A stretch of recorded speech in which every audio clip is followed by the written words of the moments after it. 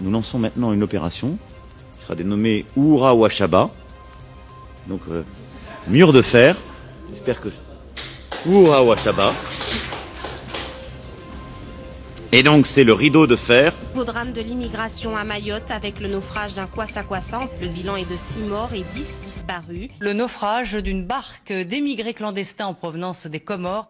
Un nouvel accident de kwassa-kwassa au large des Comores. Une barque avec à son bord 39 personnes à chavirer. C'est une barque comme celle-ci, transportant 38 personnes, qui a chaviré au large de cette plage.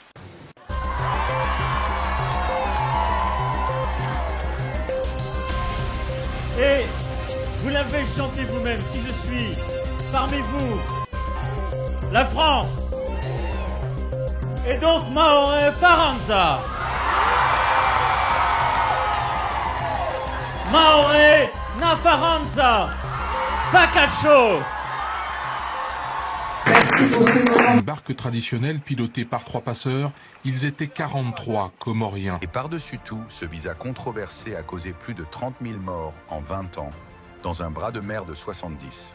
Dans un continuum politique, la France instrumentalise dans la violence jusqu'à aujourd'hui des minorités sociales favorables à sa politique d'occupation coloniale. Monsieur l'ambassadeur, pour les 2 questions, même si c'était un peu long, mais c'était très important, parce qu'aujourd'hui, ce que vous avez nous a annoncé, donc c'est très important que les Comoriens savent ce que fait la France ici. Parlons un peu des visas. C'est la question vraiment centrale des Comoriens. Ouais. Est-ce que pouvez-vous nous indiquer, si c'est possible, combien de demandes de visa étudiants sont déposées chaque année par les Comoriens et quel est le taux de refus? Alors, je peux surtout vous parler, je vais renverser la question. Et je vais commencer par vous répondre par le nombre de visas étudiants qui sont délivrés. Chaque année. Cette année, je ne sais pas encore, parce que la campagne étudiante a à peine commencé. L'année dernière, il y a 2 ans, c'est plus de 600. On était arrivé à 630 visas. 630 visas, c'est la France délivre à elle seule plus de visas peut-être que la totalité des autres pays présents ici à Moroni. Donc c'est considérable.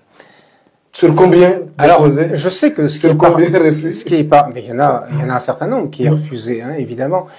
Alors, je sais que ce qui est paradoxal, c'est que beaucoup de gens à Moroni disent oui, mais c'est impossible d'avoir un visa étudiant. C'est pas vrai. La preuve, non, 630. Dans toutes les universités françaises, d'ailleurs, on recommande de plus en plus de pas se contenter de demander la Sorbonne ou Marseille, mais d'aller partout en province. On accroît ses chances de succès si on va ailleurs en province. J'ai pas oublié votre question et je vais y répondre, vous inquiétez pas. Mais un de nos enjeux, parce que on sait qu'à 95%, ce sont des jeunes grands Comoriens. Et l'un de nos enjeux, c'est d'accroître la part des enjoints. Bonjour, le président Zilali. Nous allons continuer notre débriefing de l'émission de l'ambassade de France sur Facebook FM. Nous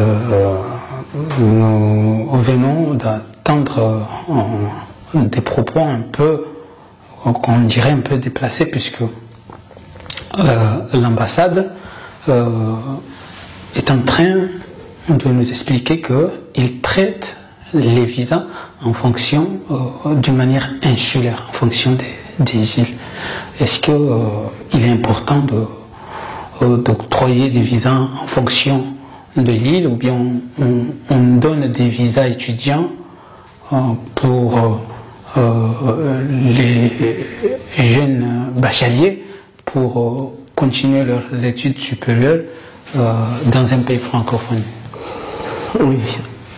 Encore une fois, on voit les démarches cyniques que moi je vais qualifier de mépris, de condescendance de la part de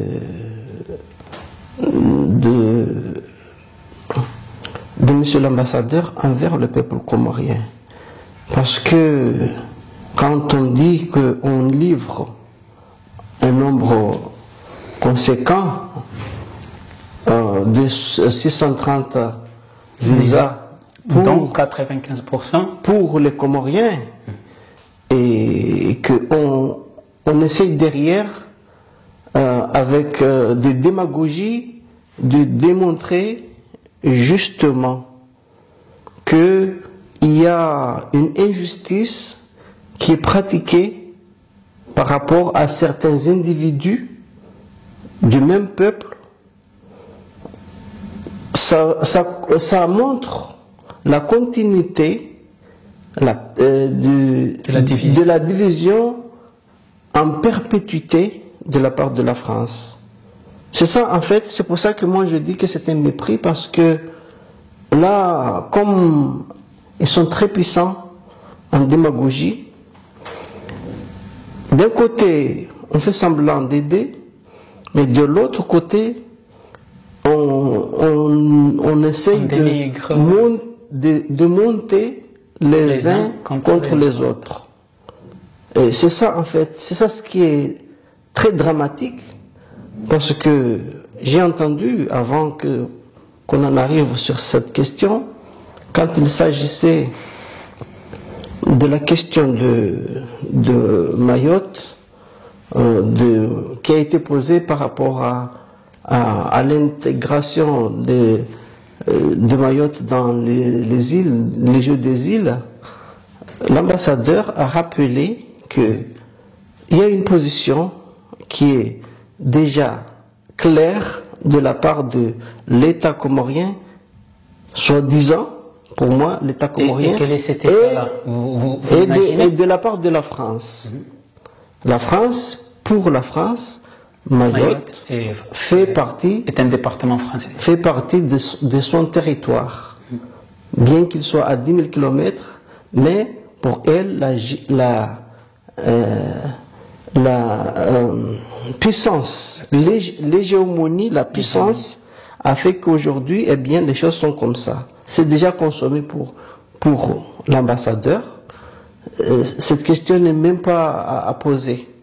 Alors, quand on comprend que derrière, il y a quand même un respect d'un ambassadeur vis-à-vis d'un pays auquel tu exerces, on devrait ne pas arriver là, à ce point. Alors, c'est pour ça que moi, avant de répondre à ta question de nombre de visas moi, je reprends sur la base des liaisons, des relations de la France et les Comores. Pourquoi? Parce que quand une ambassade se présente dans un pays, la première des choses qu'il ne faut pas dire, c'est de se dire que ici je suis chez moi et puis bon. Parce que c'est la terre, le pays, c'est la souveraineté le plus primaire des choses. Et donc quand tu es quelque part et tu imposes ça, et que ce n'est même pas question d'actualité, il ne faut même pas en parler, donc là ça démontre que franchement, tout ce que nous dit l'ambassadeur, c'est une façon de mouiller le poisson, parce que quand tu viens avec les projets de cette envergure-là, tu vas construire des écoles, tu vas faire des adjonctions d'eau dans des endroits, et puis derrière tu expliques que c'est bien beau de vous construire des écoles, mais si vous n'êtes pas capable d'assumer ou de les équiper, et ainsi de nommer ou de choisir ou d'embaucher des enseignants pour justement donner une bonne éducation à votre peuple. Donc on se pose la question.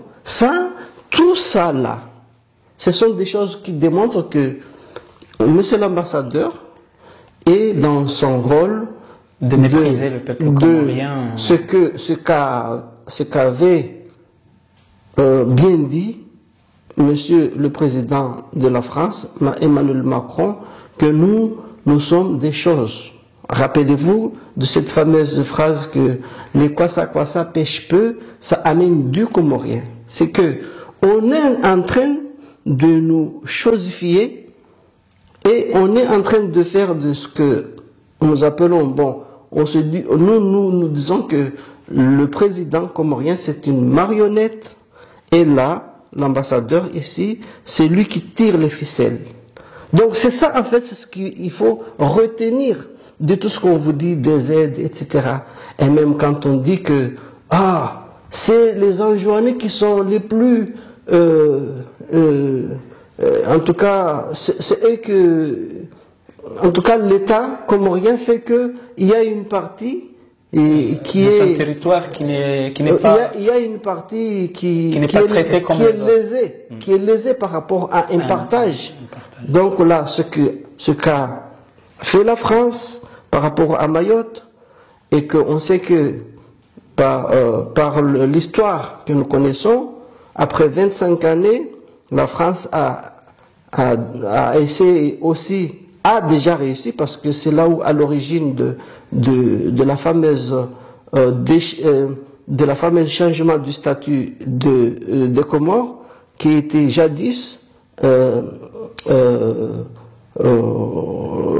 appelait le territoire des Comores, on l'appelait le pouvoir comment on l'appelle ça, fédéral, État fédéral, et puis la France, avec ses manœuvres, en tête desquelles il y avait l'ancien Premier ministre Michel Rocard, qui ont changé la constitution comorienne, et on sait que ça partit à partir de, soi-disant, voilà, des convoitises des chefs des îles, de l'île d'Anjouan, qui, pour des raisons des élèves qui avaient commencé à faire des grèves, etc. Et c'est là où la brèche s'est faite, que la France a réussi à, pour la deuxième fois, essayer d'amputer ou d'émietter les Comores. À partir du moment de référence de Mayotte en 75, eh bien, 25 ans après, en l'occurrence, c'était en 1994, pour avancer de pas à pas jusqu'à 1999, lors du coup d'État organisé par la France pour installer Azali, et ainsi, à partir de l'an 2000, eh bien, c'est pas Monsieur Sylvain Riquier, mais c'était un autre, je crois que c'était Jean-Pierre Lajoigny, si ma mémoire ne me fait pas défaut, qui était là en tant qu'ambassadeur de l'époque, et puis ils ont fait toutes les manœuvres pour que justement la situation que nous vivons aujourd'hui, et disons des tournants qui n'ont pas été vraiment des tournants, etc. Donc, c'est justement inciter la haine entre les Comoriens et les Comoriens. Parce que c'est dans cet état d'esprit que la France peut se permettre, en tout cas, de se faire cadeau d'un pays. Parce que là, visiblement, c'est pas une reconquête, parce qu'une reconquête, c'est quelque chose que tu avais perdu, que tu essaies de reconquérir. Mais là, c'est de façon continuelle que la France était là, n'a jamais sorti depuis, eux ils disent leur référence, c'est depuis la fameuse session datant de 1841, entre le commandant Passo et Ndernansoul, mais en vérité, après il y a eu les territoires d'outre-mer jusqu'en 1958, et puis de 58, puis 66 jusqu'à 1975, on était un État, en tout cas on était dans ce qu'on appelle le territoire d'outre-mer, mais je vais dire que la France, à travers ses émissaires, continue toujours à entretenir cette division. C'est ça en fait ce que moi je retiens de la simple question qui était de nombre de visas. Et vous voyez là où il nous amène dans la continuité du séparatisme. Pourquoi? Parce que, pourquoi aujourd'hui on vient de dire que non, c'est, en fait, c'est la gestion de l'État comorien, même si moi, je ne suis pas de ceux qui embrassent, en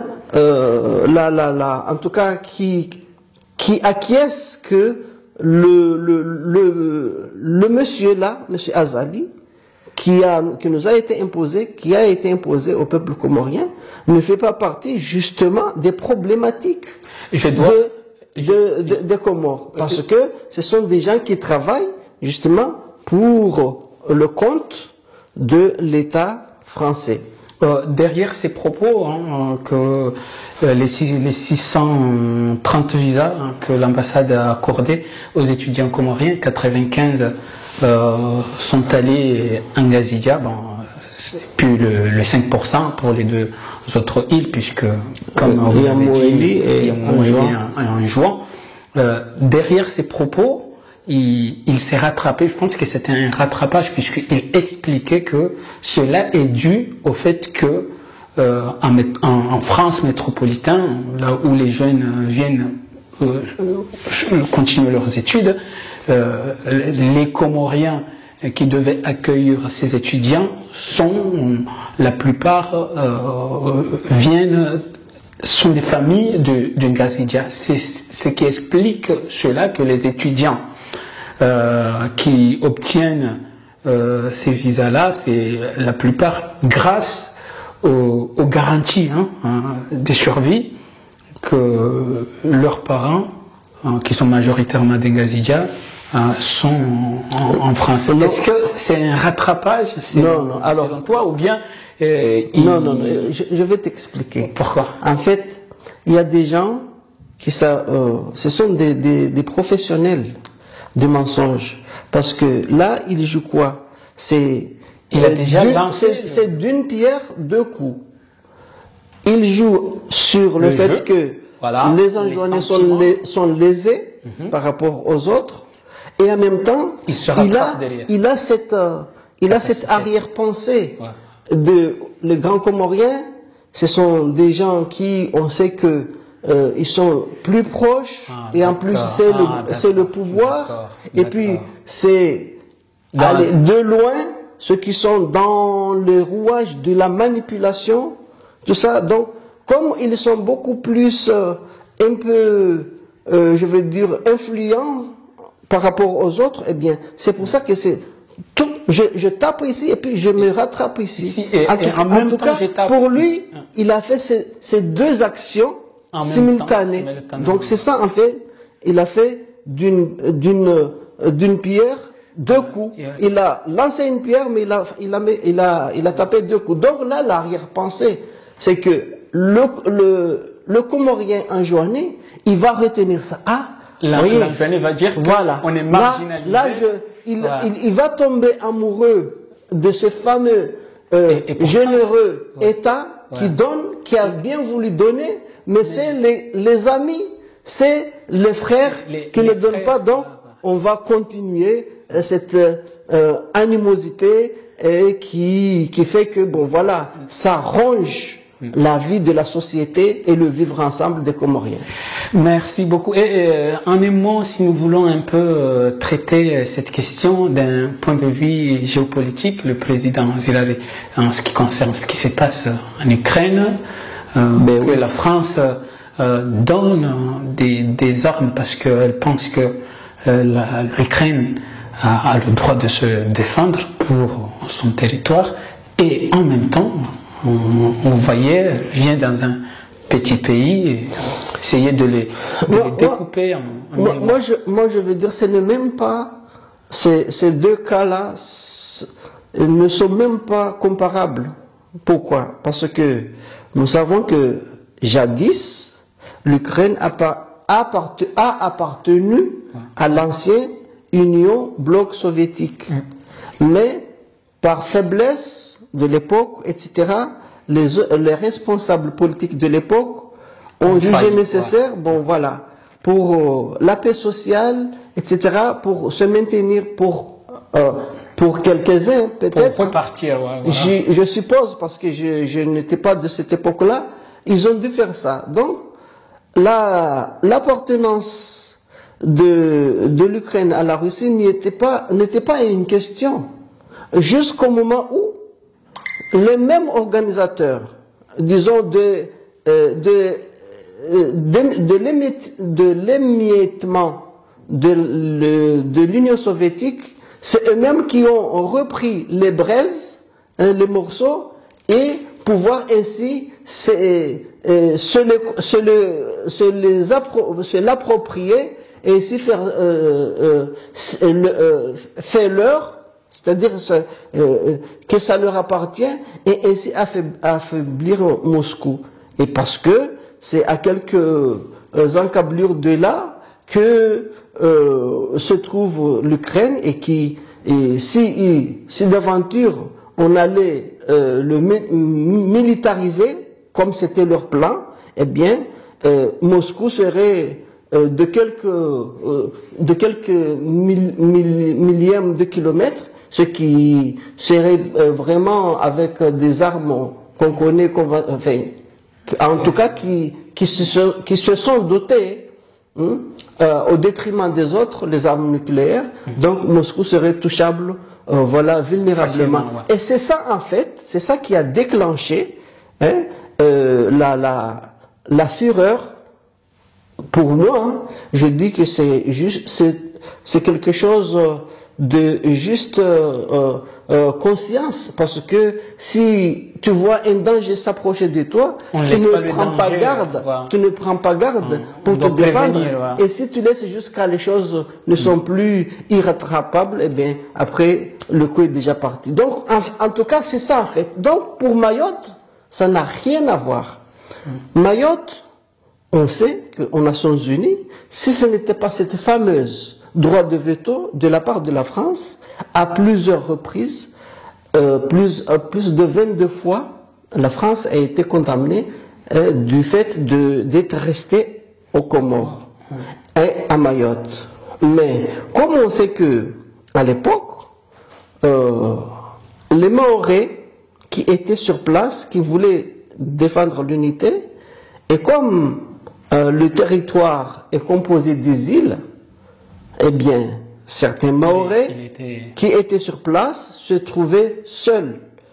Parce qu'il y a l'État en tout cas central comorien, qui était loin on n'avait pas les moyens face à la France. Qui était loin, qui ne pouvait pas venir en aide, et quand bien même s'il le pouvait, c'était l'État en tout cas, l'État français, avec sa puissance, donc l'autre État qui n'était même pas né à l'époque, etc. Donc, bien, les citoyens comoriens mahorais qui se trouvaient là n'avaient ni le petit État, et puis la puissance de fait était là, eh bien, regarde, si tu vois cette comparaison-là, quand tu prends des individus mahorais qui étaient là, qui militaient pour l'unité, et on sait que je ne vais pas m'étaler de comment ça s'est déroulé, quelles ont été les contraintes, voilà les enjeux, et comme on sait très bien que la France, avec sa méthode, il sait très bien comment isoler un pays, comment isoler les hommes, comment organiser des élections soi-disant référendaires, et comment pouvoir venir asseoir un résultat qu'on a déjà cherché d'avance, etc. Tout ça. Mais je vais dire que la différence est là, c'est que ici, c'est un territoire qui, jusqu'au jour où on a fait le référendum, les Comores étaient une unité, ils l'ont toujours été, comme l'a si bien rappelé le président en exercice lui-même, Valéry Giscard d'Estaing, et que jusque le 5 juillet 1975, tous les Comoriens étaient français, et parce que tous les Comores étaient un territoire français. Jusqu'au 5. Là, le fait d'avoir proclamé le 6 juillet 1975, c'est là où tous ceux qui pouvaient, et même les Mahorais, étaient encore des Comoriens, parce que tous les papiers administratifs qui étaient dans les bureaux, il n'y avait pas de municipaux, mais il y avait des cantons, le canton de Tsingoni, qu'on appelait Shingoni, le canton de Mamdou, Dzaoudi, etc., de Kani, tout ça, on était tous des Comores. Ouais. Il n'y avait pas territoire de Mayotte, voilà. Territoire de... Non, il n'y en avait pas. Et le peuple était un seul peuple. Des Comores. Ouais. Mais aujourd'hui, quand on a réussi à accoucher des noms de je ne sais quoi, parce que quand ça arrange la puissance, comme on l'a dit, le vieil adage a dit que la raison du plus fort est toujours la meilleure.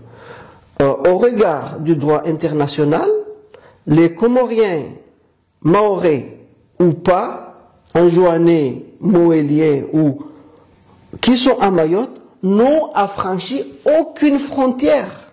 Et c'est reconnu par rapport aux droits des Comoriens et par rapport au droit international. Sauf qu'il y a un pays qui fait partie des pays signataires de violation de la loi à l'ONU qui peuvent se dire, bon, ici, il y a le droit, mais moi je oppose. Je pose ce qu'ils appellent, eux, le veto. C'est-à-dire qu'il y a le droit, mais moi je outrepasse le droit. Je m'assois sur le droit. Donc c'est pour ça que jusqu'aujourd'hui, la France, en déplaçant un Anjouanais, en application de la loi de la commission du traité de La Haye, de tribunal international, eh bien, la France commet un déplacement de peuple forcé. Et je n'oublie pas que derrière cette imposition, cette fameuse force, ce que Macron aujourd'hui a appelé Uhura Washaba, qui vont le faire peut-être avec quoi? Avec d'autres moyens. Eh bien, c'est parce que là, la France a des moyens puissants. Tu sais que quand tu conjugues 3 conjugaisons, tu as le moyen financier, tu as la puissance du feu, tu as l'arsenal de guerre, hein, et la diplomatie. Mais c'est ça en fait, c'est ça. Ouais. C'est ça. Et puis tu as le territoire, c'est ça. Hein? Armes monétaires et militaires. En tout cas, c'est ces deux-là. Après le reste, ça suit. Si tu es militairement puissant, tu as l'argent. C'est ça en fait. Donc, la France joue dans tous les niveaux. Ils sont les gardiens du droit international. Ils jouent. J'espère que ça va se démanteler avec leur mécanisme, enfin avec le BRICS, avec l'avènement de BRICS, hein, qui fait que tu entends ici, ici c'est la banque, comment ils appellent ça, il y a l'ONU, il y a les institutions. Oui, le Bretton Woods, c'est-à-dire, j'allais dire que c'est les accords de Bretton Woods. Voilà. C'est eux qui détiennent le finance, en tout cas. Ouais. Hein, tu as les banques internationales, le Fonds monétaire international, tu as tout ça là. Tout ce qui est tout ça, ils se sont accordés. Et comme la France a confisqué tous les avoirs de certains pays, qui étaient les conditions sine qua non de leur doter soi-disant l'indépendance, on se rappelle que nous avons un héros qui avait refusé en 1958, c'était Ahmed Sékou Touré, et qui avait dit non à De Gaulle. Ouais. Et on sait ce qu'il en est suivi. Tout de suite, la France a tout ravagé. Donc, pour moi, c'était pour finir. C'est dire que la question de Mayotte et l'Ukraine n'a aucune commune mesure, parce que tout simplement c'est un territoire. Et puis là aujourd'hui, on isole les gens. L'Ukraine se bat pour sa souveraineté et que les Comores aussi. En vérité, l'Ukraine n'avait pas le problème de souveraineté. C'est juste le problème qui se pose. Si on prend le narratif, si on prend oui, mais narratif, ça ce sont des manœuvres qu'utilisent certains. D'autant plus, je vous comprends pour ne pas que nous ce qui est à savoir ici, c'est que la guerre pourrait demain avoir des solutions si on s'assoit sur une table et on se dit quoi? On se dit on va arrêter la guerre aujourd'hui et il n'y a pas question que l'Ukraine intègre l'OTAN, c'est tout. Parce que intégrer l'OTAN, on peut militariser l'Ukraine et ainsi on met en danger la Russie. C'est tout ce que veut Poutine. Et moi, je suis de son avis parce que quand on peut arrêter le sang de couler ou on peut arrêter. Voilà. Excusez-moi. Donc, je dois aussi rappeler que selon le juriste ou bien le constitutionnaliste comorien Mohamed Rafsanjani, il a aussi expliqué que la France n'a pas seulement violé le droit international, mais il a violé aussi son propre la loi française sur la question de Mayotte. C'est juste que c'est une question de puissance. Voilà. L'hégémonie, moi je suis plus fort, je t'écrase, c'est tout. Et malheureusement, nous allons continuer puisque je pense que ce qui est dommage ici, c'est que s'il n'y avait pas de mort, s'il n'y avait pas de vie, parce que si on réduit la question de l'humanité à un simple niveau, c'est comme si en faisant ça, en voyant des gens mourir, ça ne fait pas, en tout cas, ça ne fait pas un tollé à l'échelle internationale. Parce que ici, si un individu a eu un problème, il a été assassiné ou poignardé ou quoi que ce soit, on voit les gens se lever vraiment. Les médias mais là, ici, c'est une organisation. 300 000 morts. Ici, c'est une organisation étatique de 30 ans. J'ai compris. Nous allons continuer puisque la question qui arrive là, c'est très important. Là-dedans, parce que il y a des jeunes d'Anjouan, de Mouilly, qui ont du talent, qui ont leur bac avec mention, et c'est plus difficile pour eux de l'obtenir. Changement de politique pour le distribution de visa ou c'est une stratégie? Non, c'est pas un changement de politique à proprement parler. Pourquoi c'est comme ça? Tout simplement parce que la diaspora étant essentiellement grand-comoriale, les jeunes grands-comoriens, ils ont une famille en France, en tout cas beaucoup d'entre eux ont une famille en France, donc pour l'hébergement c'est plus facile que pour les Anjouanais et les Moëliens. Mais donc ça c'est un vrai enjeu, on veut y réfléchir pour les favoriser aussi. Ce qui ne veut pas dire enlever des places aux uns pour en donner aux autres, c'est pas ça le sujet. Alors, la question, c'est votre question sur le taux de refus, parce que beaucoup se voient refuser leur visa, effectivement, pour plusieurs raisons. Certains n'ont pas le niveau en langue, certains n'ont pas de projet très cohérent du point de vue académique. D'autres ont des problèmes de ressources, donc vont avoir du mal à faire face, parce qu'il faut faire face matériellement à la vie en France. Si on veut réussir ses études, tout ça, la vie en France coûte quand même assez cher, et donc on vérifie tout cela. Et c'est vrai qu'on est amené à refuser, et à refuser un bon nombre de demandes. Et je sais que ceux à qui on a refusé le visa, par définition, ils sont là, ils restent, et donc c'est eux qui parlent sur les visas étudiants qu'ils n'ont pas eu, alors que ceux qui ont eu un visa étudiant ne sont plus là pour en parler. Et ça, c'est un peu le paradoxe, et c'est dommage, mais vraiment, on en délivre beaucoup. Ce qui m'étonne, et ce qui continue de m'étonner, c'est que c'est peut-être à peu près la moitié d'une classe d'âge de bacheliers chaque année qui, d'une manière ou d'une autre, a pour projet d'aller faire des études en France. Et ça, c'est gigantesque quand même. Et je trouve que c'est un chiffre qui doit interroger.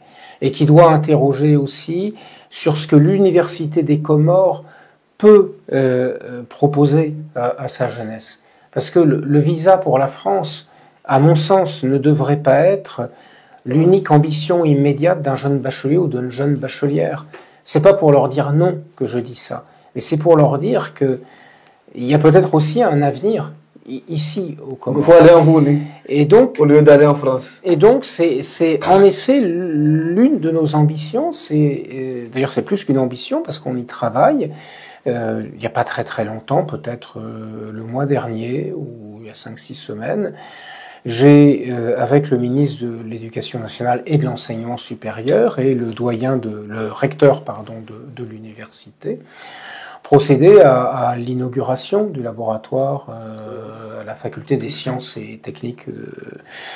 Nous appuyons aussi les efforts du recteur et de l'université pour la mise en place d'une école doctorale.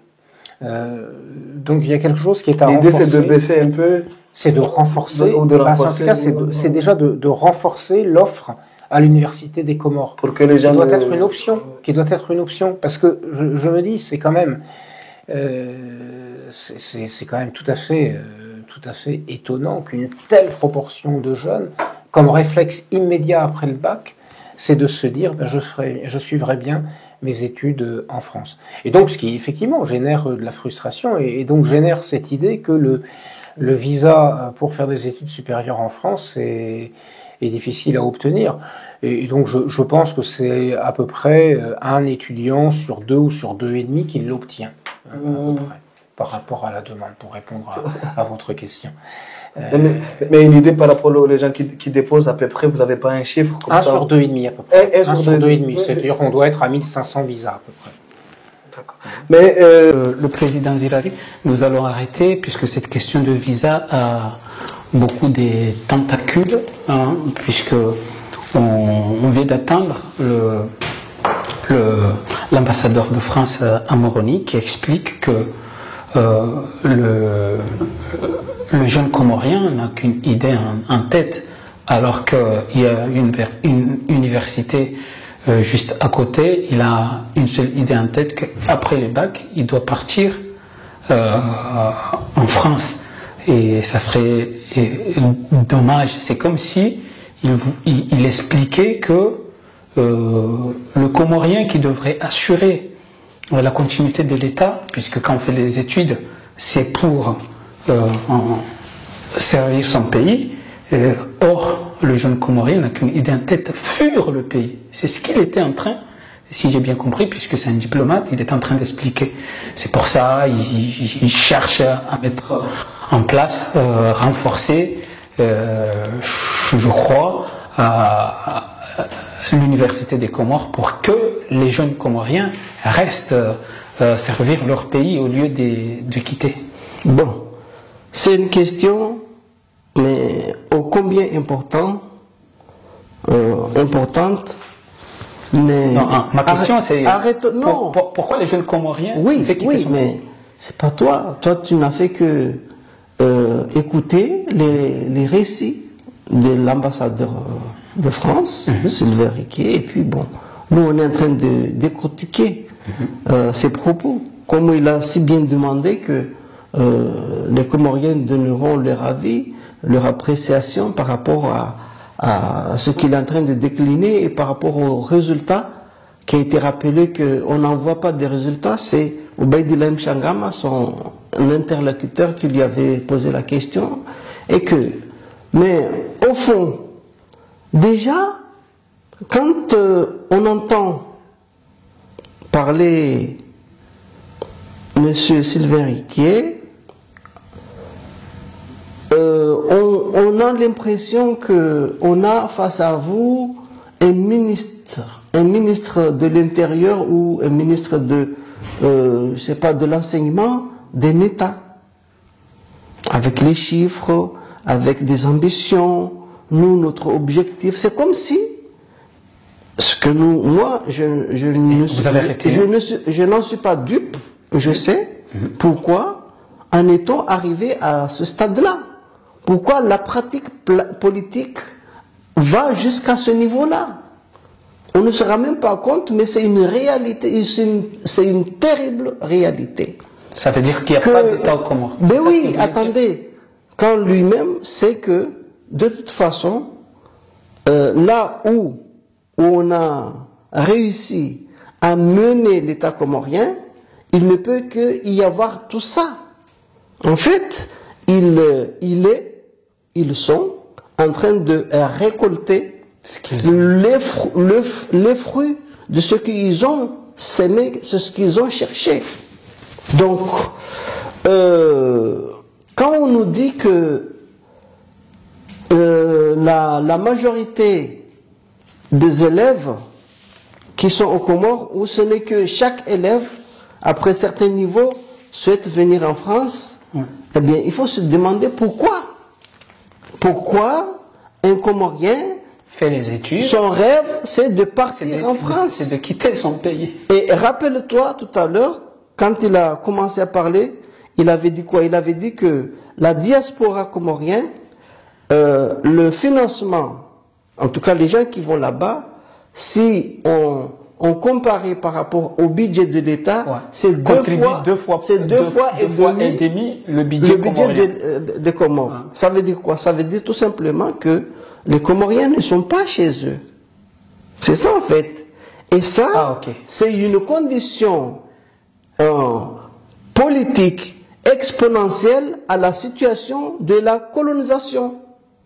C'est-à-dire que quand tu confisques un pays, sa monnaie, tu confisques son territoire, tu imposes tes militaires, la base arsenal, etc. Et puis, tu imposes les dirigeants et tu choisis celui que tu veux prêter vie jusqu'à un certain temps. Moi, je me rappelle que quand ils avaient capturé Seyd Mohamed Diora en 1995, qu'est-ce qu'avait dit un certain ministre Hervé Descharette? Il était peut-être à l'époque ministre des Affaires étrangères. Il a dit, on l'a capturé, on l'a amené se reposer quelque part. Non, on l'a fait évincer du pouvoir parce que lui c'est un corrompu. Donc un État, la France, se permet, déclare officiellement ou se permet en tout cas d'aller prendre un président de notre territoire et d'aller l'emprisonner chez lui, là où il veut. Vous voyez cette arrogance-là, cette condescendance. Mais ça, c'est en 95. Oui, mais ça continue. Et ça, c'est le résultat de ce que recherchait la France vis-à-vis des Comores. Donc, c'est pour cela que chaque Comorien qui est en quête de vouloir se préparer pour la vie, il est obligé de vouloir partir. Et on rappelle ici que 6300 visas octroyés, comparés aux Comoriens de Moélie, d'Anjouan et je ne rappelle pas, bon ça c'est un autre débat, pour ceux qui sont à Mayotte, des Anjouanais, et s'ils ont fini leur niveau là-bas, en tout cas le bac, qu'on ne donne pas des visas pour sortir, ou ne serait-ce qu'on ne laisse pas. Donnez-leur un visa, ne leur donnez pas des bourses, mais permettez-les d'aller poursuivre avec leurs moyens, parce que tout à l'heure j'ai entendu des démagogies. Ah, c'est parce que les grands Comoriens sont beaucoup plus représentés là-bas parce que il y a des familles d'accueil. Bon, écoutez, moi je sais qu'il y a des Anjouanais qui ont aussi des familles ici, et s'ils n'ont pas, et comme on sait qu'on est solidaires, nous les Comoriens, même si dans une famille il n'y a pas ceux de Moélie etc., on arrive à trouver des cousins de Mayotte ou de ceci ou de cela. D'ailleurs, c'est pour ça qu'on se marie entre nous.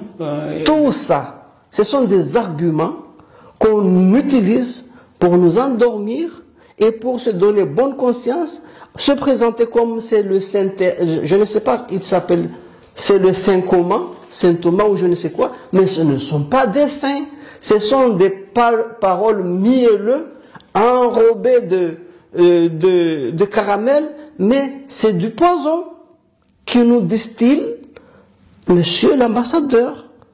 Parce que ce qui déroule là, comme programme, il a parlé tout à l'heure de s'être vu ou de s'être rencontré pour inaugurer un labo de je ne sais quoi avec le recteur, etc.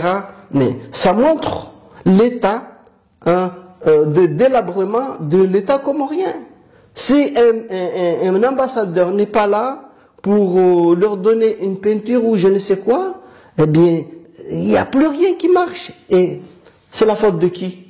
Pourquoi? C'est la faute du gouvernement comorien. Quels sont les éléments essentiels, fondamentaux, que j'ai cités tout à l'heure, que ne fait pas qu'un État, et l'État comorien, c'est un État qu'on a tué dans l'œuf. Le jour où il a commencé à voir le jour, eh bien on l'a assassiné. Et aujourd'hui, on vient, comme je l'ai dit, avec son saint machin, l'ange Gabriel, ou je ne sais quoi, qui va sauver l'État comorien. Mais en parallèle de ça, c'est quoi? On appelle ça, c'est la politique du lapin. Un peu de carotte, un peu plus de bâton. Je te donne ça, tu croques, et puis pam, je t'assomme. Nous allons continuer cette opération qui sera dénommée Oura Washaba. Donc, mur de fer. J'espère que... Oura Washaba. Et donc, c'est le rideau de fer